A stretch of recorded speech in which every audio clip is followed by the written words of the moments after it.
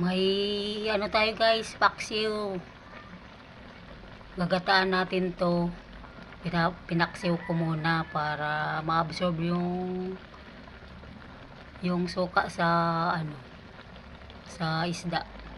Lagyan ko muna siya ng rekado, tapos pahibas-hibasin muna natin yan bago natin lagyan ng gata. Dami kong nilagay na bawang at saka luya, paminta. Yan, ganyan ano guys, maggata. Papaksiw muna siya. Ito na guys, tuyo na ang suka. Kaya ilagay na natin yung unang gata. Ayan, unang gata yun guys. Tapos, pakuluin muna natin bago natin ilagay yung mga gulay. Ito na guys, kulo na ang ating unang gata. Lagay na natin ang gulay.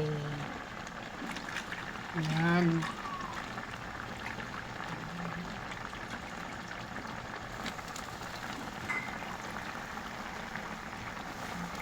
Ayan, habang kumukulo guys, ay ilagay na natin ulit ang ating pangalawang gata.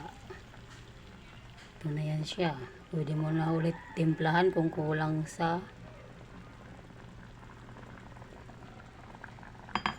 timpla. Pakuloy natin bago natin tikman. Ayan guys, kunting kulok na lang. Pwede nang kainin. Ayan, ang paminta na sa ibabaw.